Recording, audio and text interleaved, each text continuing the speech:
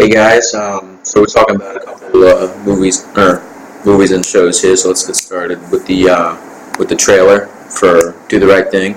Um, what's happening in the trailer? What's happening is this man, African American man, just simply looked at a wall in the trailer and said, like all these famous people that you have on the wall are white.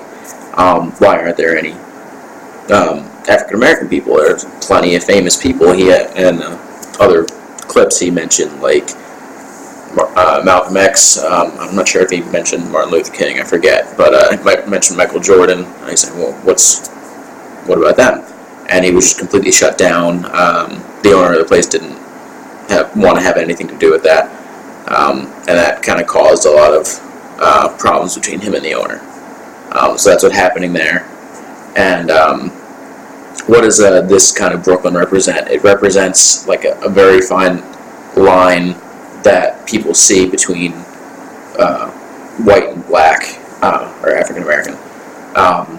That some people thought that whites were better, some people thought that blacks were better, and that's kind of just what that city represents in this film, is that there's a distinct difference between the two races, as opposed to Cosby's. So what's happening here is that you see an African American family, happy. They have a nice. They seem to be upper middle class, I want to say, because they had nice clothes. They have a nice car, and we've all seen the Cosby Show. They live very comfortable lives. So. And they just go out and they're having a good time in public, and like it doesn't seem like they're afraid to be in public, which is great. They just want to live their lives as normally as possible.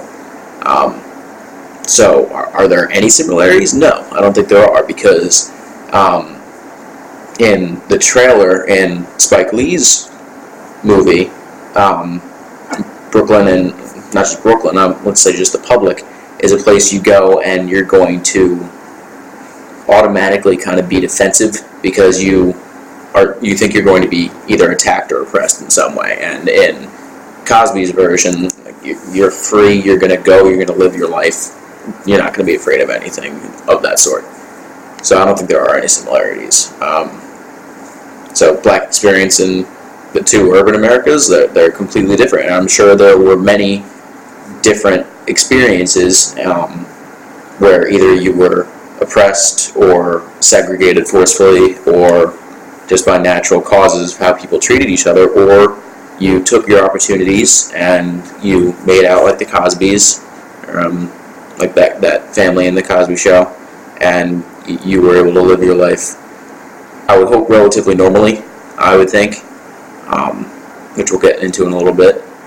But going on to the Korean grocery store, so what's happening there is that, and I want to quote a couple of the things that happen there. So what's happening is there's three African American males that are seeing a group of Korean people that have opened a shop, and like the two of them mainly kind of seem jealous. They're saying, like, when am I going to have that? When am I going to have that business? I want that. Why can't I have that? And one of them says, well, you know what? The reason, and I'm not quoting here, I'm just paraphrasing, the reason we don't have that is because we're black.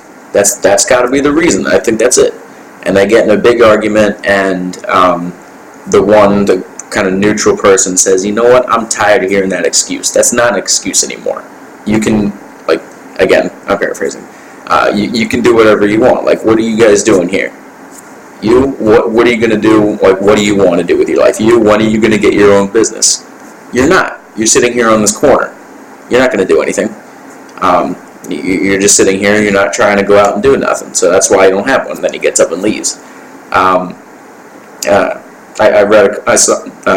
heard a couple of your guys' videos, and he gets up and starts arguing with Koreans. I don't think that's really that important, unless I didn't hear them right. Because I didn't really, I think it was a little unclear, but I think that the main purpose was, like, you gotta want it, you gotta work for it, so get up and do it. Yeah, that's what I wanted to say about that. Let's see. So who has control in those kinds of situations? Oh wait, actually no. Go back. Yeah. Who has control? I mean, I think the only way you're going to have control is if you go out and try to take the opportunities, and not just, especially back then, when kind of civil rights was either over or nearing its end, and like you could have opportunities if you really worked hard for it. We see in the Cosby clip that like these people work hard, they got money, they got an opportunity, they are providing great lives for their kids because they work hard every day. So like you can get these things. So who's in control? Whoever wants to be in control. You just got to take it. So and then going on to the other question was who's in control in the pizzeria. Back to the pizzeria. Who's in control of that town? So the man that was arguing with the pizza shop owner, was saying that we're going to boycott this place. Now I haven't seen the movie, but I would think if he got enough people to boycott the place to try to, if that was his sole goal to get African American famous people on the wall, if he's going to boycott the place and it really is just mainly African American people making that business, they're going to get it. Because is that owner going to abandon his business, not make any money just because he's not going to put a picture up on the wall? Probably not. So I think that they probably have the control in that situation. Again, I haven't seen the movie, but I'm pretty sure that they would see that they have some control in this kind of situation. Now, what does this mean? This quote means "stay black." Now, like that has very strong meaning behind it, and I think it's a very negative meaning, because stay black, he's talking about the way you're going to live your life. I'm not really sure if he's talking about like the way you act per se, but later questions we're going to get into that and how abandoning your race and things like that. But he's trying to be like don't become like the white man and stuff like that.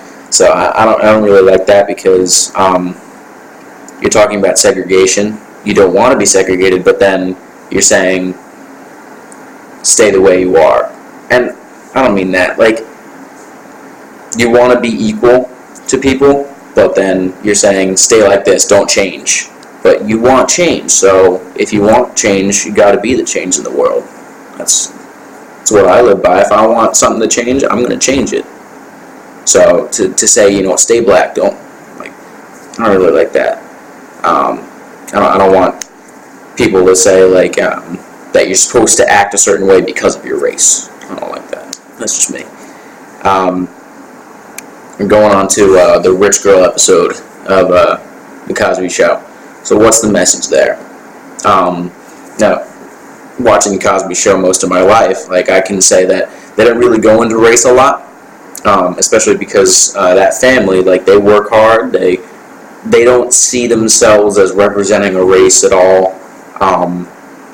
They just want to live their lives. They're not going to say, I'm different than you, you're different than me because of skin color. No, that's not what they're about. They're saying that it's whoever's going to take an opportunity to better themselves and live the way they want, great. That has nothing to do with skin color. And that's kind of the mentality I like. So the message with that would be like that just because this family is African American doesn't mean that they can't be either rich or something like that. And then second, probably bigger message would be this girl's getting bullied. Why is that? It wasn't because she was black. It wasn't because of anything other than they thought, these kids that were bullying her thought that she was being a stuck-up rich person. It had nothing to do with the fact that she was black, so far as we know. So that's what kind of meant. Like they were trying to focus on getting away from race, and that's why you're getting bullied because of race. No, it's because kids are kids, and it was just the money situation. It wasn't race. So was there anything in about race? No, it wasn't anything about race. It was just kids being kids, not liking somebody because they're rich. And then the family went on to say, well, You would be friends with somebody if they were richer than you. You would be friends with somebody if they were poorer than you. Be better than them. Not once did race come up in the conversation. So no, it wasn't about race. So the next question was, like, people were having a problem with the Cosby Show because, quoting the notes here, saying that people thought that the creators and actors in the Cosby Show, or the family that were portrayed, were abandoning their race. Now, how is my question? How are they abandoning their race? They took an opportunity. They work hard, like the mother in the show said, and they took opportunities, work hard every single day, make their money, and provide for their children. Now, I don't see how that has to do with race at all. I can see that every single person in the world, if they can make money and have a good life by working hard, they're going to do it. People work hard every day and try to make a fortune, make their own fortune, make their own way in the world, and that has nothing to do with race, acting black, as these people say. Doesn't have anything to do with being black. It has to do with being a human being. You want a good life. So, is the Cosby Show abandoning its race? I don't like that term, abandoning your race, by not acting black. So people say, you don't act black, you don't act white, you don't act Hispanic, you don't act anything. It's, do you act the way you want to act? It's not a race. I'm white. Do I act a certain way because I'm white? No, I act the way that I feel. It has nothing to do with my skin tone. So, to say that these people are abandoning their race is, I think, offensive, and just that kind of mindset should not be I can't really say prohibited, but people shouldn't have that mindset. That's not right. So what would the characters of the Do the Right Thing think? Now, that's a good question. What would Do the Right Thing characters think about the Huxtables? I think that they would have that exact mentality about how you're kind of conforming to society and the white kind of mentality, I guess they would say. But again, like, that's the wrong mentality to have. I think they would think the same about how you're abandoning your race, because they're very, very different characters. So we're going to talk about the class more than race determines opportunity. What would both characters kind of think? Let's talk about the Cosby Show characters first. Do they think that class more than race determines opportunity? Now, Bill Cosby in the show definitely thinks, oh, well, we're rich, yay. So he thinks we're in a class. His wife, though, I don't think thinks of herself as in a class. She just thinks, like, yeah, we took opportunities, we work hard, we're pretty good, we have good lives. She doesn't really consider herself a class. But again, Cosby Show, there's very few times when they talk about race. So they think absolutely it's a class thing, it's an opportunity thing, it's a mentality thing, not a race thing for opportunity. Now, the other one in the movie, and Do the Right Thing, they would think that it's definitely a race thing. They would say that it's, if you don't have something, it's because of my race, or if you can't get an opportunity, it's because of my race. So yeah, that's I think what they would think. The Cosby Show and MLK. When I clicked on that link, it didn't bring me to the right thing, but I think I found the right video. They were all watching. This is obviously after Martin Luther King passed away. They were watching his speech on TV, and they all seemed very moved by it. They were watching it, like, and not even because he spoke for seemingly their race. I don't think they would really watch him because of that. I think they would watch him because he's talking about everyone living together in peace, harmony, and freedom. I think that's what they would truly value about it, because, again, race isn't a big thing for them. They just want everybody to live together, have good opportunities, and live good lives. And that's what Martin Luther King was talking about, right? He wasn't talking about one race being better than another. He wasn't talking about how black people should have better everything than white people. No, he wanted everybody to live together. That's all he wanted. He wanted his children to be playing with the white children, not because just, hey, I want to see my kids playing with white kids. No, he wanted to see them playing together because they're equals, because they don't care about the color of their skin. And that's what the Cosbys, I think, had the same exact mentality. So what does that say about America's race? They wouldn't think of America's race. They don't want America to have a race. They want just America to be America, not a white society, not a black society. They don't care about that. They want it to be equal. If you get an opportunity through working hard, great for you. Doesn't matter what skin color you have.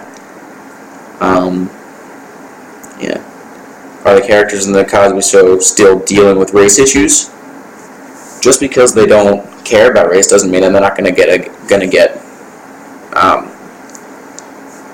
get oppressed and things like that. Like, this was obviously still a time of oppression, not really oppression in a sense of how it was 20, 30 years in the past, but definitely prejudice and racism was still very, very heightened. So would they still receive race issues? I imagine so, but they don't make it part of their lives, which I think is a good thing. Have they come out of the color line phase? I think so. Again, they don't care about race. Doesn't matter race to them. They just want a good life. They don't care what the color of the skin is. They don't care what other people's color of the skin is. They don't see skin color. They see the character. And I like that about them.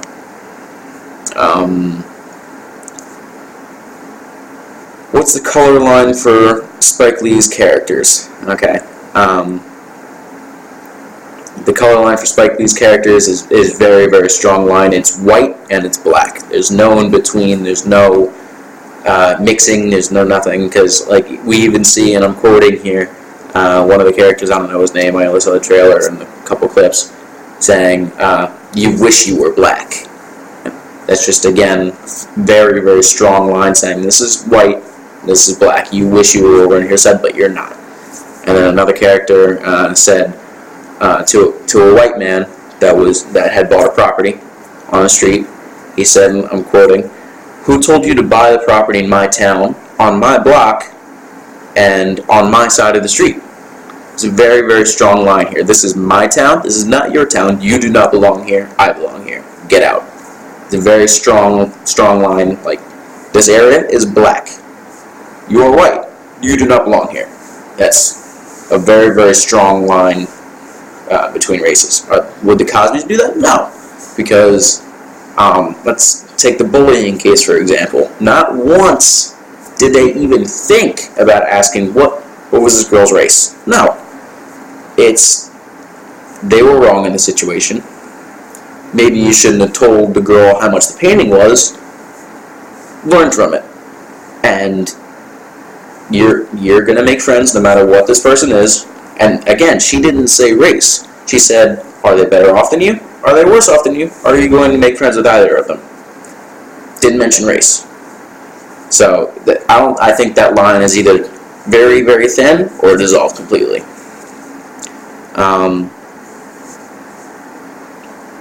Let's see. Yeah, I think that's it. Well, thanks for listening, guys. I know I probably ranted for a little bit, but thanks for listening.